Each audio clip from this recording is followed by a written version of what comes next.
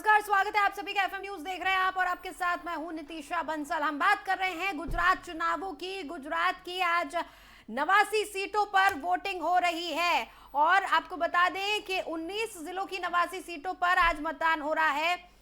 गुजरात में 1 बजे तक का जो वोटिंग परसेंटेज है उसके बारे में हम बात करेंगे। आज 788 उम्मीदवारों की किस्मत दांव पर लगी हुई है। इन 788 उम्मीदवारों में से 70 महिला उम्मीदवार हैं जिनके किस्मत का फैसला आज जनता कर रही है। जनता अपने फैसले को ईवीएम में कैद कर रही है। और आपको बता दें कि सुबह 8 बजे से मतदान शुरू हुआ था, जो कि सुबह कुछ स्लो नजर आ रहा था, लेकिन उसके बाद लगातार मतदान प्रतिशत बढ़ता चला जा रहा है और अभी तक 34.48% मतदान हुआ है गुजरात में। अभी तक का जो कुल मतदान है 1 बजे तक का, वो हम आपको बता रहे हैं कि 34.48% मतदान हुआ है। कई वीआईपी सीट्स पर भी आज मतदान हो रहा है। 11 सीट ऐसी हैं जिस पर वीआईपी सीट्स जिनको कहा जा रहा है। इन चुनावों में हमने कई अलग तस्वीरें देखी हैं और आपको बता दें कि ये चुनाव बेहद अहम है, बहुत बड़ा है ये गुजरात का चुनाव, क्योंकि 2024 से पहले इसे 2024 का सेमीफाइनल कहा जा रहा है। गुजरात, जिसको कि बीजेपी का गढ़ कहा जाता है, यहाँ पर बीते 27 सालों से बीजेपी काबिज है। अब देखना होगा कि क्या होता है इन चुनावों के बाद, क्योंकि इन चुनावों में जो फैसला होगा जनता का वो काफी कुछ दिशा और दशा तय करेगा 2024 के चुनावों की। देखिए आज की अलग अलग तस्वीर हम आपको दिखा रहे हैं। गुजरात में 34.48% मतदान हुआ। इससे पहले अमरेली की हम आपको तस्वीरें दिखा रहे हैं, जहां पर जो कांग्रेस के नेता हैं वो साइकिल पर, गनानी साहब साइकिल पर सिलेंडर लेकर जाते नजर आए। वहीं दूसरी तरफ एक तस्वीर हमने आपको बोताड़ की दिखाई, जहां पर अपनी शादी से पहले वोटिंग देने के लिए पहुंची एक लड़की। और तमाम अपडेट्स आप तक पहुंचा रहे हैं। देखिए मोरबी में अब तक 38.61% मतदान हुआ है। नर्मदा में 46.13% हुई है वोटिंग। नवसारी में 31.20% मतदान हुआ है। तमाम वोटिंग अपडेट्स हम आप तक पहुंचा रहे हैं। सूरत की अगर बात करें 33.10% सुबह सूरत में स्लो वोटिंग शुरू हुई थी। गुजरात की आज 89 सीटों पर वोटिंग हो रही है और पल पल की अपडेट हम आप तक पहुंचा रहे हैं।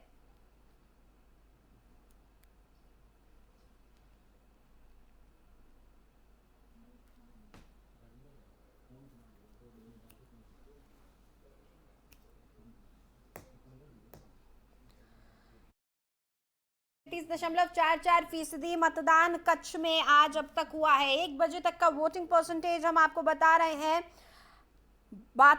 बोताड़ में 30% करीब मतदान हुआ है। मोरबी की अगर बात करें तो मोरबी में मतदान लगातार जारी है। मोरबी वही जगह है जहां अब से करीब 1 महीने पहले पुल टूटने का हादसा हुआ था।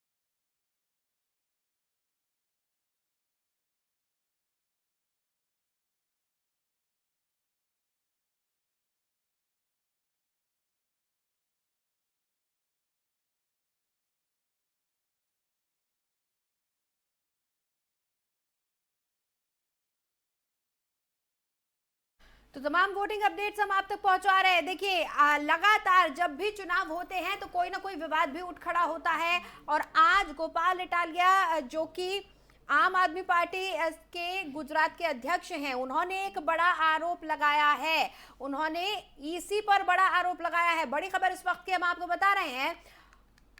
कतार गांव में एसी में वोटिंग स्लो कराई जा रही है, ये उन्होंने आरोप लगाया है। ईसी भाजपाई गुंडों के दबाव में काम कर रही है। बड़ी खबर इस वक्त की आपको बता रहे हैं। गुजरात में चुनाव चल रहा है और गुजरात में पहले चरण का मतदान हो रहा है। इसको लेकर आम आदमी पार्टी के गुजरात अध्यक्ष ने ईसी पर बड़ा आरोप लगाया है। उन्होंने कहा है कि गुजरात के जो बीजेपी है, भाजपाई गुंडों के दबाव में काम कर रहा है चुनाव आयोग और स्लो वोटिंग कराई जा रही है।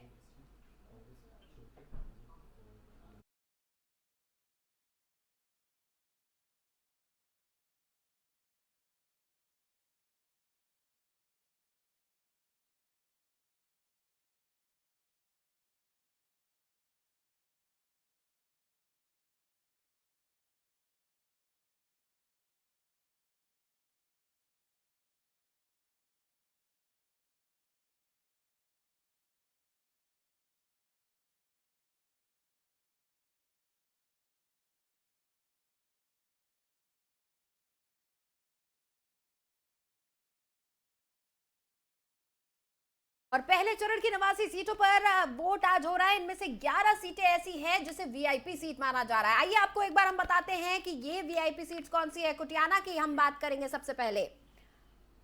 तो कुटियाना विधानसभा यहाँ सीट पोरबंदर जिले में आती है ये सीट, और बीजेपी की तरफ से यहाँ पर धेलीबेन ओडेदरा चुनावी मैदान में है। कांग्रेस की ओर से नाथ भाई बुरा भाई है और आम आदमी पार्टी की ओर से भीमा भाई मकवाणा चुनावी मैदान में है। पोरबंदर की अगर बात करें तो ये बीजेपी ने इस सीट पर बाबू बोखीरिया को उतारा है अपने उम्मीदवार के रूप में, और इन्होंने 95, 96, 2012, 2017 में इस सीट पर जीत हासिल की थी। 2002 और 2007 में बोकेरिया को उनके कट्टर प्रतिद्वंदी और गुजरात कांग्रेस के पूर्व अध्यक्ष अर्जुन मोडवाडिया ने हराया था। दोनों इस बार भी आमने सामने हैं। भावनगर पश्चिम, जो कि भावनगर जिले की काफी महत्वपूर्ण सीट मानी जा रही है,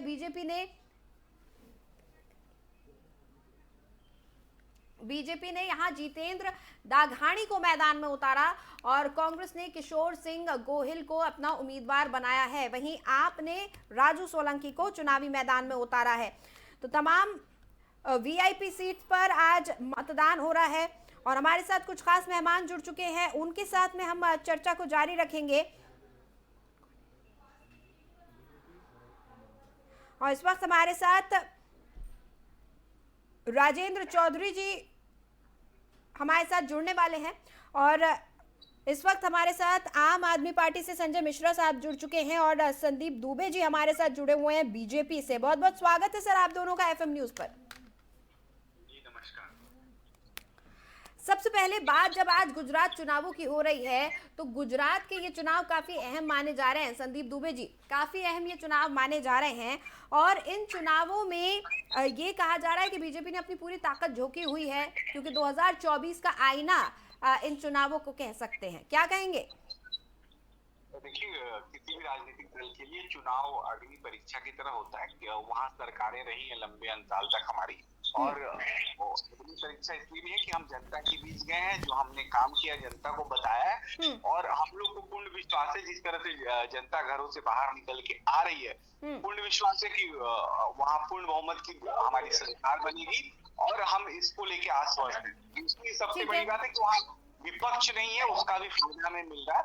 आपस में कोई विपक्ष के पास नीति भी नहीं थी, रणनीति भी नहीं था, और जो इलेक्शन हो रहा है, जनता जो वोट दे रही है वो गुजरात के विकास के लिए दे रही है, गुजरात के सम्मान के लिए दे रही है और गुजरातियत के लिए दे रही है। सर, कतारगाम में स्लो वोटिंग का आरोप लगाया जा रहा है। इटालिया साहब कह रहे हैं कि बीजेपी के दबाव में काम कर रहा है, इसी स्लो वोटिंग करवाई जा रही है जानबूझकर। क्या कहेंगे आप?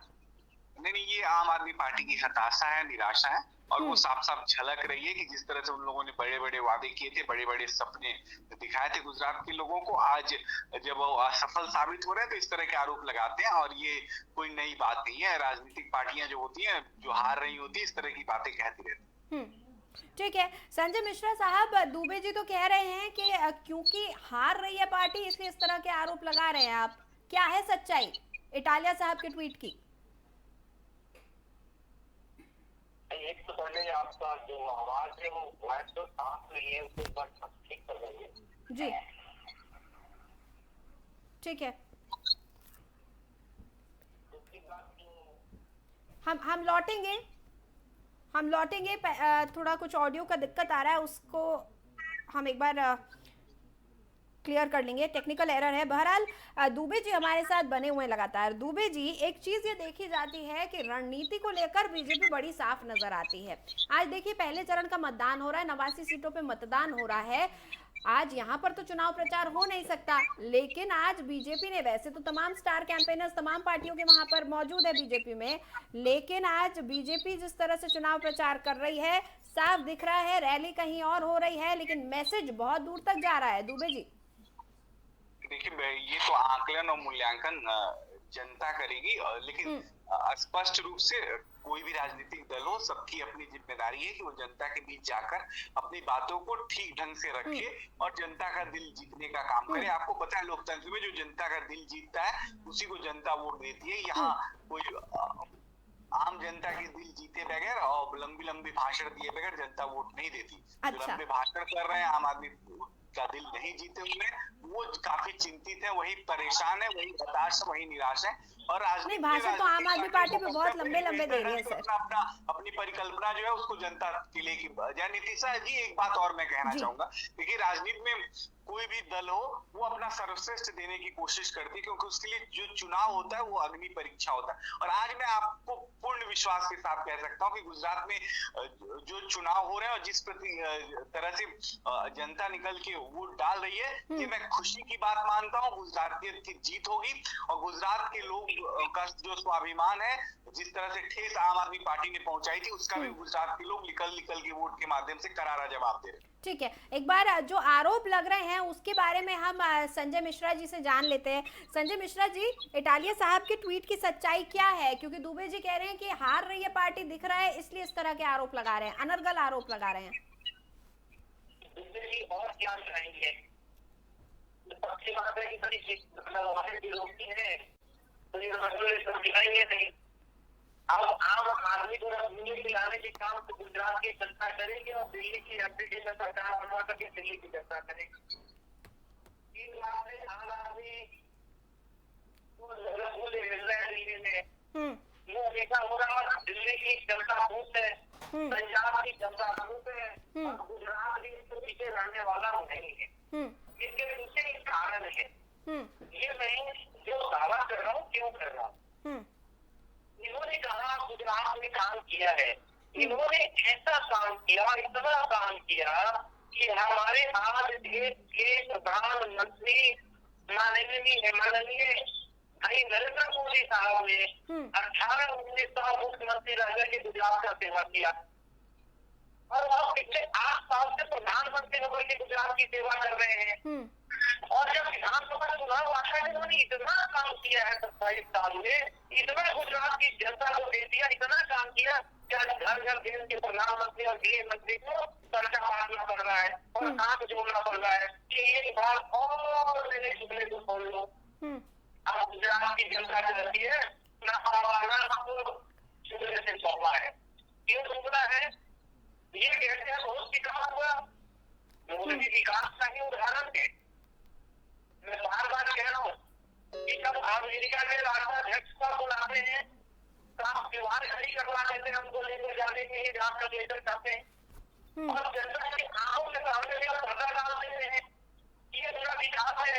अरे साहब, गुजरात का विकास का मॉडल खेलना तो जो चलने का काम किया भारतीय जनता पार्टी, ये कहीं सामने रिश्ता है और हिम्मत है भारतीय जनता पार्टी में, हिम्मत है प्रधानमंत्री जी ने, हिम्मत है मंत्री जी ने, तो मैंने काम किया है, ये काम नहीं खाए। हिंदुस्तान, पाकिस्तान, अमेरिका, अफ्रीका, ये सब चुनाव लेकर के हाथ और ये लड़ाने के बाद घूम करके जनता को ग्रुप बनाने का काम करेंगे। अब जनता के अंदर जो अवेयरनेस है अब इसके खिलाफ में आने वाली नहीं है और गुजरात के अंदर पार्टी की सरकार बनने जा रही है। ठीक है, राजेंद्र चौधरी जी भी हमारे साथ जुड़ चुके हैं, कांग्रेस से नेता हैं। स्वागत है सर एफएम न्यूज पर आपका।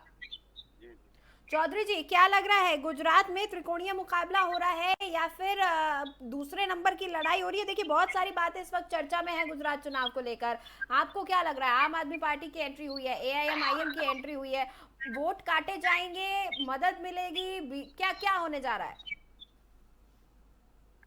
नहीं, अब क्योंकि आज प्रथम चरण का चुनाव हो रहा है, हाँ, तो हमारी पार्टी ने पूरा प्रयास किया वहाँ पर लोगों को समझाने का। अपना एक शानदार मैनिफेस्टो लोगों के बीच में हमने रखा है। हाँ, और हमने भारत को जोड़ने का, गुजरात के विकास का एक एजेंडा जनता के सामने रखा है। हाँ।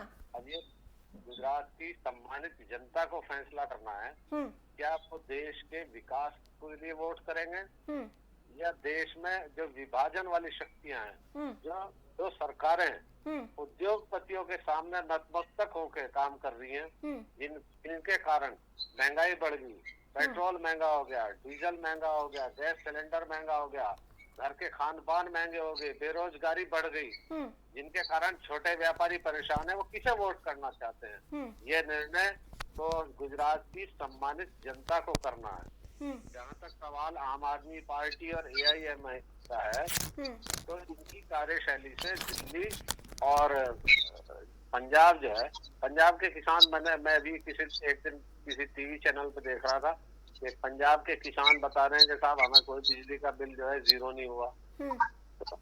और भाजपा तो इस समय सारी शक्तियों का प्रयोग कर रही है, धन बल का, बाहुबल का, ईडी का, इनकम टैक्स का, NIA का, इसकी हिम्मत है जो इनके सामने बोल जाए। और आप गुजरात में देख लीजिए, गुजरात का जो आम वोटर है वो भी भाजपा के खिलाफ बोलता हुआ टेलीविजन पर, सोशल मीडिया पर डरता है। इन्होंने एक डर का माहौल बना दिया, और इसमें सिर्फ मुसलमान ही नहीं डर रहा, गुजरात का प्रत्येक नागरिक, वो किसी भी जाति धर्म का हो, उसके मन में भय का माहौल है। दुबे जी, ये बार बार बात उठ रही है भय का माहौल, भय का माहौल। दुबे जी, क्या है ये भय का माहौल? दुबे जी, हम भी कांग्रेस के लोग और या आम आदमी पार्टी के लोगों में जरूर भय का माहौल है, क्योंकि 20 साल में लगातार जिस तरह से विकास के कीर्तिमान गुजरात ने स्थापित किया, उसको ये लोग बर्दाश्त नहीं कर सकते। और इसलिए भी बर्दाश्त नहीं कर सकते कि आपको याद होगा जब वहां भूकंप आया था तो क्या स्थिति थी कच्छ में, भुज में। अब वो भयानक भूकंप से गुजरात घिरा था। आज आर्थिक रूप से, सामाजिक रूप से जो वहां पे न्यू स्थापित हुई है यशस्वी प्रधानमंत्री मोदी जी द्वारा, उसके बाद गुजरात फिर पीछे मुड़ के देखा नहीं। गुजरात खड़ा हुआ और खड़ा होकर गर्व से सारे गुजरातियों ने पूरे विश्व में अपना यश, कीर्ति और नाम को बढ़ाया है। तो हम कैसे बार बार भूल जाते हैं। लेकिन ये क्या है सर? देखिए, आम आदमी पार्टी भी ये कह रही है सर, आम आदमी पार्टी भी ये कह रही है कि जो तमाम वीडियो रिलीज हो रहे हैं जेल से, जो CBI की कार्रवाई हो रही है, ED की छापेमारी हो रही है, आम आदमी पार्टी भी यही कह रही है कि आप केंद्रीय एजेंसियों को इस्तेमाल कर रहे हैं। अभी कांग्रेस ने भी यही कहा कि आप केंद्रीय एजेंसियों को इस्तेमाल कर रहे हैं, आप एक वर्ग विशेष में भय का माहौल पैदा कर रहे हैं। क्या है सर ये भय का माहौल? नीतीशा जी, संजय मिश्रा जी के घर तो नहीं आ जाती ED CBI, Rajendra Chaudhary sir के घर तो नहीं आ जाती ED CBI। और जो गलत कर उसी को तो डरने की जरूरत है। आप लोग तो टेलीविजन पे बैठ के कितना प्रधानमंत्री जी को कोसते हैं, अमित शाह जी को कोसते हैं, बीजेपी के शीर्ष नेतृत्व को कोसते हैं। आपके खिलाफ तो कभी कोई कार्रवाई नहीं होती, या आपको बोलने से तो कभी कोई नहीं रोकता। दिक्कत क्या है? ये प्रवीण भाई तोगड़िया के खिलाफ क्यों कर रही है कार्रवाई? संजय भट्ट क्यों आज वहां से, संजय जोशी गुजरात छोड़ के लापता हैं? और ये जो वहाँ के मंत्री थे, गृह मंत्री भाजपा सरकार के, उनकी हत्या किसने कराई? ठीक है चौधरी जी, संजय जी आपके पास भी आएंगे। चौधरी जी, एक बार दुबे जी को बात पूरी कर लेने दीजिए। जी दुबे जी, देखिए ये हथप्रभ कितना, कहीं का ईंट कहीं का रोड़ा, भानुमति ने कुंडा जोड़ा। विपक्ष कभी महाराष्ट्र पहुंच जाएगा, विपक्ष कभी देश के हर कोने में पहुंच जाएगा, और विपक्ष के लोगों ने, इन लोगों ने सबकी ठेका ले रखी है। जितने लोग गलत करें तो ये लोग करप्शन के साथ ही क्यों खड़े होते हैं? जो भ्रष्ट लोग हैं उन्हीं का संरक्षण ये लोग क्यों करते हैं? तो ये अब जनता जान गई है। इनको जान के आश्चर्य नहीं होता कि गुजरात के अंदर 1556 जो प्रोजेक्ट है वो इम्प्लीमेंट हुए हैं, और वहां जो प्रोजेक्ट इम्प्लीमेंटेशन का जो रेशियो है वो 25% है। तो जहाँ काम हो रहा है, जहाँ विकास हो रहा है, आम जनता की जहाँ भागीदारी है, और वो सुनिश्चित है उस प्रदेश को बेहतर नहीं रहना देना है, इनको बुराई करनी है। और ये बुराई कोई नियत और नीति बना के इस राजनीति में आए हैं, और इसी राजनीति के अंतर्गत ये लोग को जनता बार बार नकार रही है। उसके बाद भी वो इस काम से अपने आप को पीछा नहीं छुड़ा पा रहे हैं। चौधरी जी को बुरा मत सुनो, बुरा मत कहो। मैं संजय भाई भाजपा गुजरात के अपने मैनिफेस्टो में लिखे कि हम महंगाई और बढ़ाएंगे, हम गैस के दाम और बढ़ाएंगे, हम मोरबी जैसी घटनाएं और ज्यादा करेंगे, और वोट मांगे। क्यों भाजपा ने पिछले 5 साल में 3 मुख्यमंत्री बदले गुजरात में? संजय जी भी क्यों आज भाजपा मोदी जी के नाम पर वोट मांग रही है? क्यों आज भाजपा जो है गुजरात की अस्मिता और गुजरात के हीरो के नाम पर वोट मांग रही है? पिछले 8 सालों में भारत में जितने भी निवेश आए हैं लगभग 31.3 लाख करोड़, उसमें अकेले गुजरात में 57% यानी 17.7 नीतिशा सॉरी मैं कंप्लीट जी ये बीच में बोल कर संदीप जी चौधरी जी को बात पूरी करने दीजिए एक बार। गुजरातियों ने स्वाभिमान दिया दुबे जी और आज गुजरात हाँ पूरे विश्व के पटल पे बिल्कुल दुबे जी चौधरी जी अपनी बात पूरी कर लें, उसके बाद सज्जन जी भी इंतजार कर रहे हैं, वो भी कुछ कहना चाह रहे हैं। Dubey ji please sir. दुबे जी आप अपने मैनिफेस्टो में आज प्रधानमंत्री जी वहाँ जो है सड़क पे दौरा कर रहे हैं, हाँ। Road show. वो रोड शो के दौरान मीडिया से कहें कि हम गैस का सिलेंडर और महंगा करें, वो कहें हम और महंगाई करेंगे, वो कहें कि हमारे यहाँ मोरबी जैसी घटनाएं और होंगी और वोट मांगे। सवाल नीतिशा एक सेकंड पूरे दुबे जी 1 मिनट रुक जाइए ना सर। कमर तोड़ महंगाई है कांग्रेस सरकार लाई है, ये राजेंद्र जी को नहीं पता है ये सारे विषय पे कि कैसे गई थी। दुबे जी अगर देश में इतनी महंगाई होती और देश के लोग इतने परेशान होते तो अब इन्हें बीच में ऐसा है इनके पास नीतिशा इनके पास मुद्दे नहीं है। ये मोदी जी के नाम पर वोट मांग रहे हैं, गुजरात के अस्मिता के नाम पर वोट मांग रहे हैं, ये माननीय प्रधानमंत्री जी के नाम पर वोट मांग रहे हैं। मेरा कहना ये है कि अपने रिपोर्ट कार्ड के आधार पर वो आप वोट मांगिए। ये पोलराइजेशन कर रहे हैं, ये कहीं आम आदमी पार्टी को गाली दे रहे हैं। अब इन्होंने सुन लीजिए ये AIMIM को ले आए, ये कांग्रेस अगर अभी कल या परसों प्रधानमंत्री जी ने कांग्रेस के परिवारवाद पे आरोप लगाया। मेरा कहना है कि आप मल्लिकार्जुन खड़गे कांग्रेस परिवार के, आप वहाँ के जो उम्मीदवार हैं उनकी लिस्ट देखिए, उन्हें किस आधार पे टिकट मिले, कितने लोगों को जिन पे करप्शन के चार्जेस भाजपा ने लगाए, कांग्रेस के विधायक जो कांग्रेस छोड़ के भाजपा में चले गए, उन्हें इन्होंने एकदम ड्राई क्लीन चिट दे दी, एकदम साफ। और कितने लोग इन्होंने परिवारवाद के नाम पे जो है टिकट दिए। इनके खाने के दांत दूसरे हैं, दिखाने के दूसरे हैं। और आप बताइए ना, प्रधानमंत्री जी कहते थे कि पेट्रोल 40 रुपए लीटर होना चाहिए, क्यों नहीं करा? अरे गुजरात में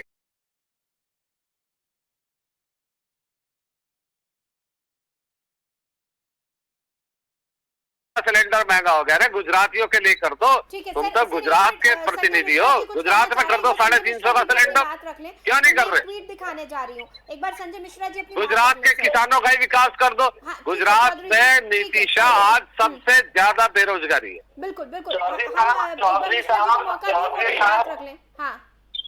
साहब आपका मैं सम्मान कर रहा हूँ, लेकिन आप इस बात को मत भूलिए कि भारतीय जनता पार्टी के लिए जमीन तैयार करने में कांग्रेस का कम रोल नहीं है।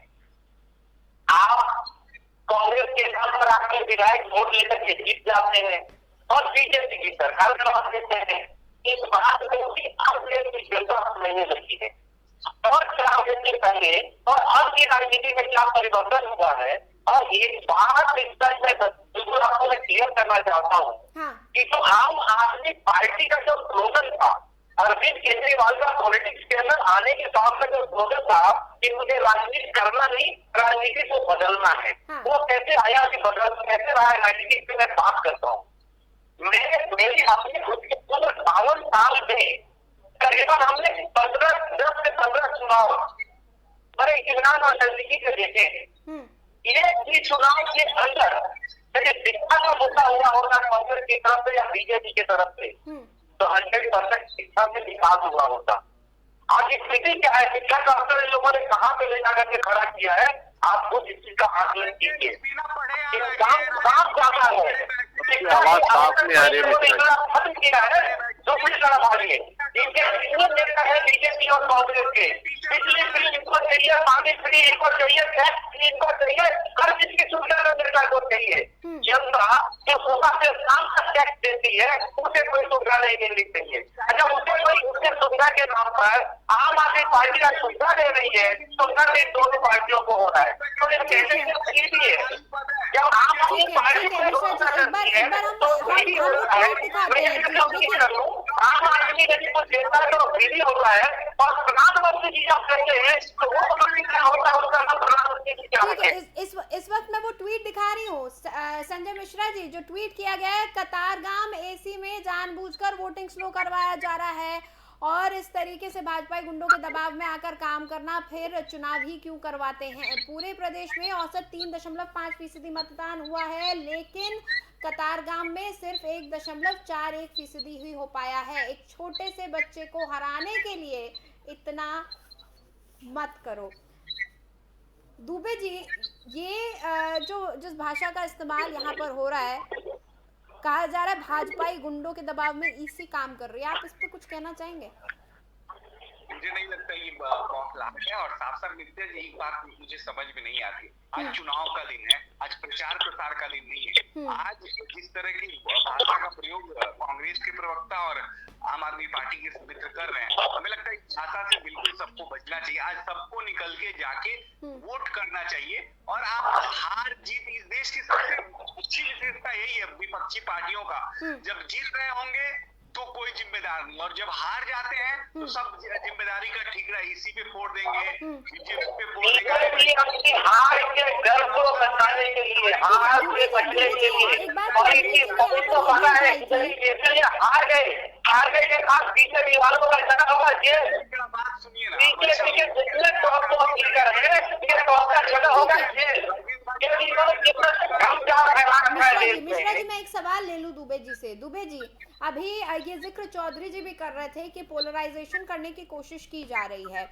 मैं ये जानना चाहती हूँ कि इन चुनावों में अमित शाह आए और उन्होंने बात करी कट्टरपंथ की, योगी जी आए गोधरा में जाकर, उन्होंने जहां दंगे हुए थे वहां जाकर उन्होंने राम मंदिर की बात करी। गोधरा की अगर हम पॉपुलेशन की बात करें तो आबादी वहां पर देखिए ज्यादातर हिंदू आबादी है, वहां पर करीब 90%, 89 कुछ फीसदी हिंदू है, 10% वहां पर माफ कीजिएगा मुस्लिम है। और ये क्या हो रहा है?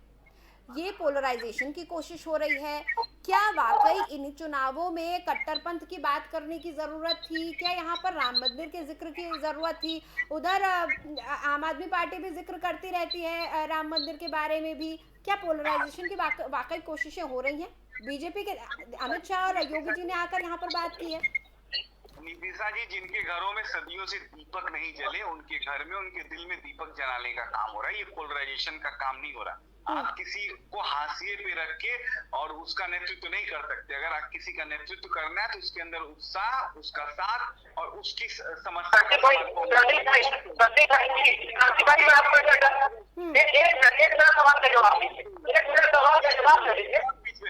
कौन बीच में बोल रहा है भाई? कौन बीच में बोल रहा है?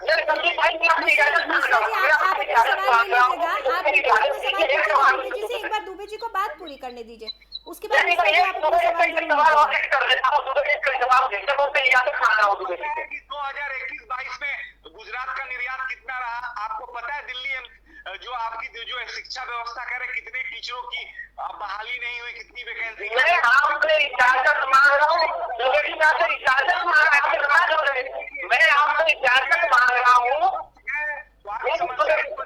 क्या है समस्या वहाँ के लोगों की? खाली मैं आपसे इजाजत मांग रहा हूँ, गाड़ी में इजाजत मांग रहा हूँ, उसका मत बोलिए। समझना पड़ेगा, हम लोगों के लिए सोचना पड़ेगा। आप भाषण देके हम लोग एक दूसरे का समय जाया करेंगे। देखिए गुस्सा करेंगे आप। थोड़ा सा सर पेशेंस रखिए, क्योंकि अगर सब साथ में बोलेंगे जनता को कुछ समझ नहीं आएगा, लोगों तक किसी भी पार्टी का मैसेज नहीं पहुंचेगा, किसी भी पार्टी का विचारधारा साफ नहीं पहुंच पाएगी। आपकी बात नहीं पहुंच पाएगी सर। हम इस मंच पर बैठे हैं ताकि सब आपस में चर्चा कर सके, एक दूसरे के बारे में बात कर सके, अपने आप के बारे में क्लियर चीज बता सके। ऐसे नहीं आप सवाल जरूर लीजिएगा सर। मैं दुबे जी के बाद आप ही के पास आऊंगी, आप अपना सवाल जरूर दागिएगा पुरजोर ताकत के साथ। दुबे जी अपनी बात पूरी करिए थोड़ा जल्दी सर। मैं सिर्फ इतना कहना चाहता हूँ कि आज जो भी मतदाता आपके चैनल के माध्यम से घरों में हैं, देख रहे हैं, वो जाके अपना 100% मत डालें और जिन राजनीतिक पार्टियों ने आपका दिल जीता हो उनको वोट दें। मैं तो ये नहीं कह रहा हूँ कि आपको न दे हमको दे, हम तो ये कह रहे हैं जिसने दिल जीता है। और गुजरात का दिल यशस्वी प्रधानमंत्री नरेंद्र मोदी जी ने गुजरात के लोगों का जीता है और इसलिए हमारा हक है। हम सबसे निवेदन कर रहे हैं सब लोग जाएं और अपना मतदान जरूर करें। इसलिए करें क्योंकि जो झूठे लोग हैं, जो फरेबी लोग हैं, जिनका नियत गुजरात को लूटना है, गुजरात को खदोड़ना है, गुजरात के बारे में कुछ नहीं जानते, वो लोग के हाथ में अगर गलती से गुजरात गया तो गुजरात का भला नहीं होगा। इसलिए उनको सबक सिखाने के लिए वोट दें ताकि आगे से फिर वो गुजरात में जाने की हिम्मत न करें। ठीक है मिश्रा जी, आप सवाल लेना चाहते थे। दुबे जी ध्यान से सुनिएगा, मिश्रा जी का सवाल आपसे। संदीप भाई, आप जरा सोच कर मेरे हमारे सवाल का जवाब दीजिएगा। गुजरात में हमारे देश के प्रधानमंत्री अपने ग्रीन एस्टेट जाकर के बोलते हैं कि गुजराती अस्मिता की बात है।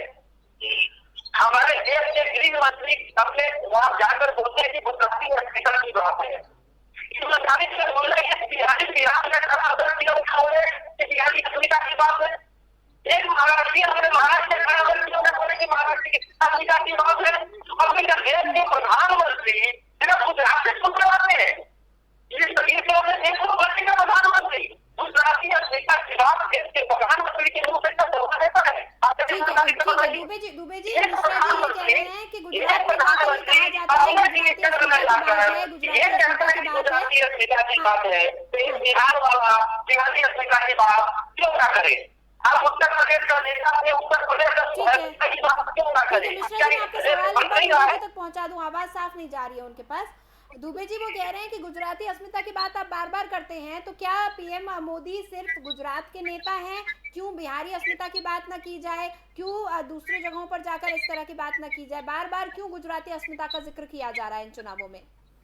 देखिए नितिशा जी, साफ साफ है कि गुजरात मॉडल आज देश में है और हमेशा हम लोगों ने गुजरात मॉडल को आगे किया। गुजरात मॉडल क्या है? GI FTCT, दोरेला SIR, मांडल बेरोजगारी SIR, TCPIR, आप ऐसे कई काम ऐसे हुए हैं, लॉजिस्टिक पार्क का निर्माण, वहाँ दिल्ली मुंबई औद्योगिक कॉरिडोर, इस तरह के काम जो हुए उसको लेके हम जा रहे हैं, नेतृत्व कर रहे हैं। आपको पता है कि 8.4% गुजरात का GDP में योगदान है। गुजरात देश में सबसे कम राजकोषीय घाटा वाला और सबसे कम ऋण जो है लेने वाला राज्य है। तो ये सब दिखाता है कि गुजरात वित्तीय रूप से बहुत ही शक्तिशाली है और वित्त व्ययी राज्य है। तो हम लोग को क्यों ना अभिमान हो, क्यों अभिमान न करें? हमें पूरे भारतीयों पे अभिमान है, हर एक भारतीयों पे। और प्रधानमंत्री जी तो सबसे पहले ही उन्होंने कहा सबका साथ, सबका विकास और सबका विश्वास। नहीं तो यही वो कह रहे हैं, गुजराती अस्मिता की बात होती है, बिहारी अस्मिता की बात नहीं होती।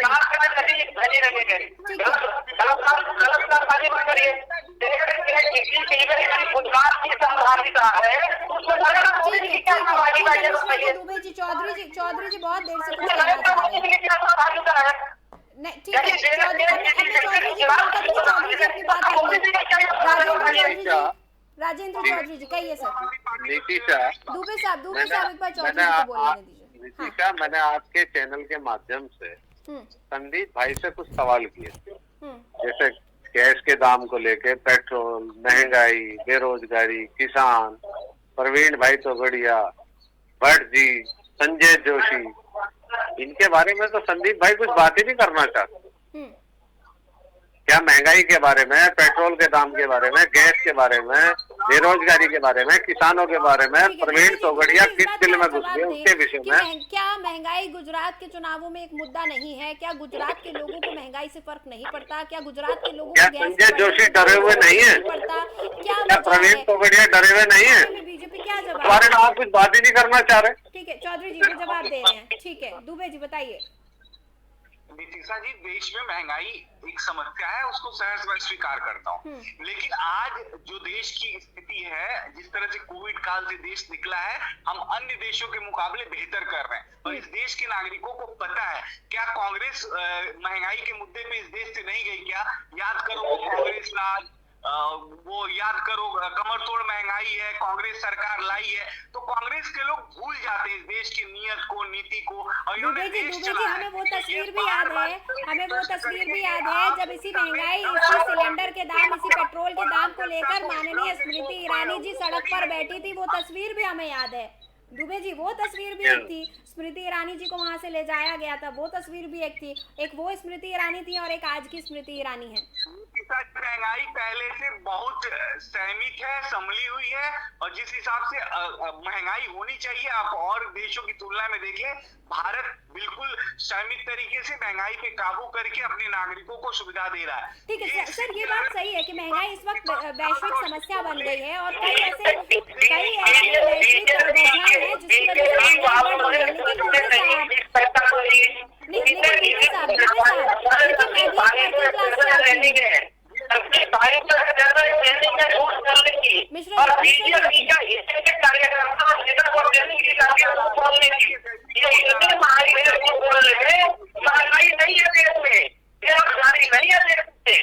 शिक्षा का स्तर एकदम बढ़िया हो गया है।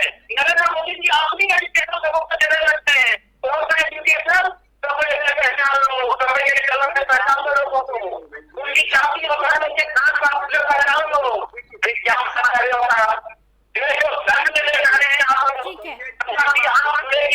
और बोलने की हो रही है पंजाब, गुजरात, हरियाणा, अब जहाँ जाओगे वहाँ से बढ़ाए जाएंगे। कुछ कहना चाहिए सर?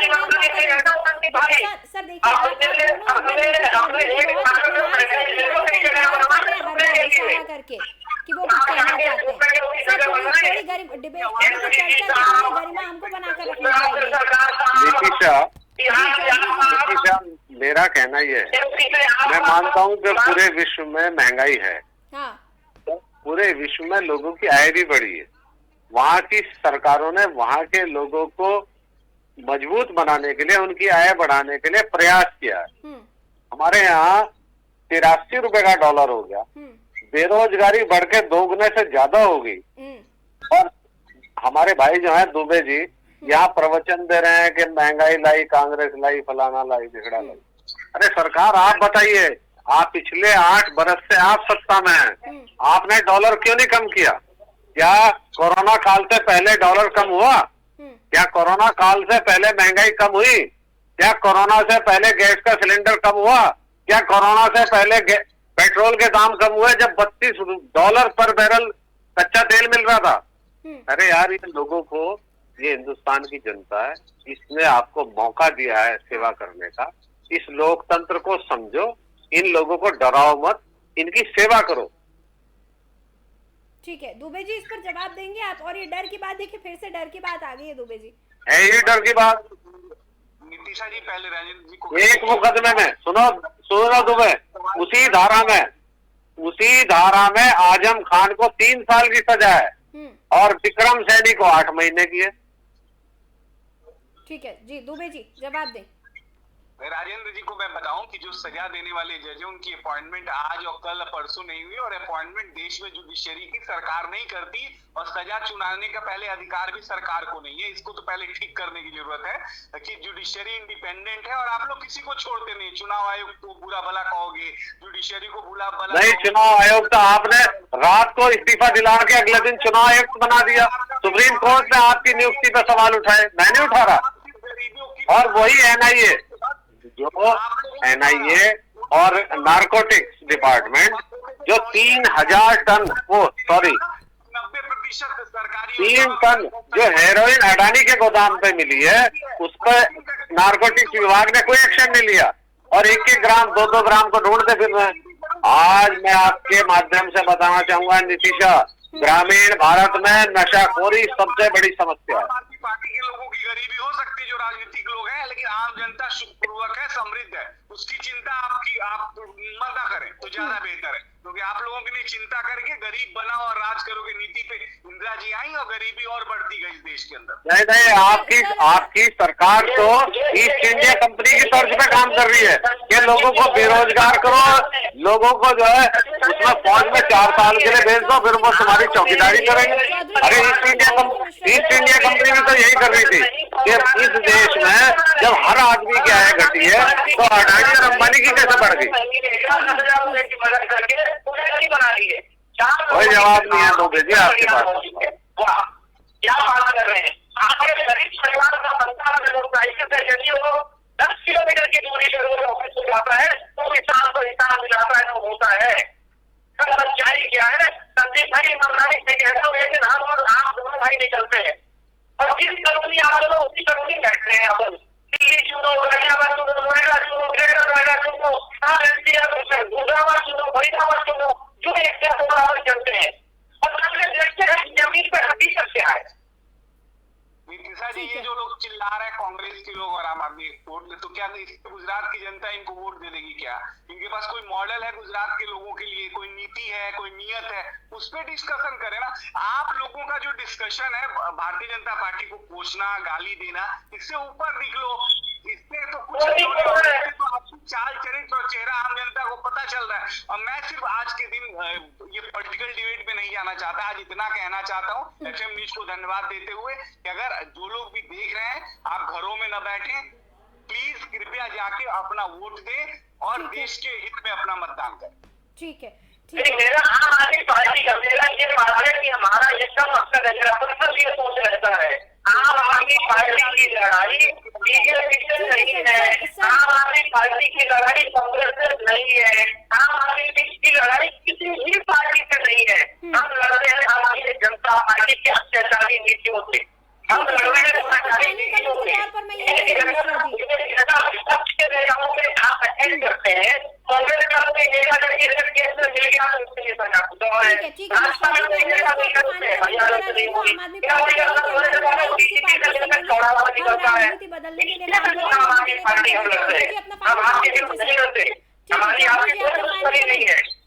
मेरा फाइनल कमेंट ये है, जिस तरह से देश का माहौल है, सरकार किसी की भी बने लेकिन वो आम जनता के लिए काम करे। अब क्योंकि लोकतंत्र में हम लोगों को, जो राजनीतिज्ञ हैं, जो समाज के लिए काम करते हैं, उनके लिए प्रावधान है कि वो आम आदमी के बारे में सर, क्या कांग्रेस को गुजरात में अपनी जमीन तलाश रही है? क्या कांग्रेस के लिए गुजरात में अस्तित्व की लड़ाई है? नहीं, कोई अस्तित्व की लड़ाई नहीं है। हाँ। जनता वहाँ कांग्रेस को वोट करने जा रही है। 10 तारीख को जब बक्से खुलेंगे तो संदीप भाई की भी आंखें खुल जाएगी। जी दुबे जी, क्या लड़ाई है? त्रिकोणीय मुकाबला है, पहले नंबर की लड़ाई है, दूसरे नंबर के लिए लड़ाई है, क्या चल रहा है? Final comment sir. मेरी तो राजेंद्र जी को बहुत बहुत शुभकामनाएं। इसलिए शुभकामनाएं कि निरंतर प्रयास करते रहिए, कभी न कभी जनता का ध्यान आप लोग की तरफ भी जाएगा। मैं इतना कहूंगा कि हम सबके अच्छे और बुरे कर्म से राष्ट्र प्रभावित होता है। हम सब लोग को मिलकर अपने समाज और देश के लिए अच्छा सोचना, अच्छा करने की जरूरत है। अंत में मैं मतदाताओं से कहूंगा कि वो घर से निकले और मतदान करे, है ना, और वो मतदान राष्ट्र हित में करे, देश हित में। ठीक है, ठीक है। बहुत बहुत शुक्रिया संदीप दुबे जी, राजेंद्र चौधरी जी और संजय मिश्रा जी हमारे साथ जुड़ने के लिए, इस चर्चा में शामिल होने के लिए। तो बीजेपी, आम आदमी पार्टी और कांग्रेस तीनों ही गुजरात में अपना दम भर रही हैं। आज पहले चरण का मतदान है जिसमें 89 सीटों पर आज मतदान हो रहा है, जिसमें 788 प्रत्याशियों की किस्मत का फैसला आज ईवीएम में कैद होने जा रहा है, जिनमें से 70 महिला प्रत्याशी हैं। कई वीआईपी सीट है, कई ऐसी जगह है जिन पर इस बार एक से एक अमीर उम्मीदवार उतरे हुए हैं। तो कई महत्वपूर्ण सीटें हैं और आज जब पहले चरण का मतदान हो रहा है तो वहीं दूसरी तरफ दूसरे चरण के मतदान के लिए कैंपेनिंग जारी है। और कैंपेनिंग इस तरह से हो रही है कि सभी स्टार प्रचारक, चाहे बीजेपी के हों, आम आदमी पार्टी के हों या कांग्रेस के हों, सभी स्टार प्रचारक आज गुजरात में पहुंचे हुए हैं, अपना दम भर रहे हैं। लेकिन वहीं बात करेंगे हम प्रधानमंत्री नरेंद्र मोदी के आज रोड शो की। 38 किलोमीटर लंबा रोड शो करने जा रहे हैं, यानी मैसेज साफ है, कैंपेनिंग हो रही है, चुनाव प्रचार हो रहा है दूसरे चरण के लिए, लेकिन इस रोड शो की गूंज पूरे गुजरात तक पहुंचे। बहरहाल फिलहाल इस खास पेशकश में इतना ही, लेकिन गुजरात पर हर अपडेट हम आप तक सबसे पहले पहुंचाते रहेंगे। फिलहाल मुझे दे इजाजत।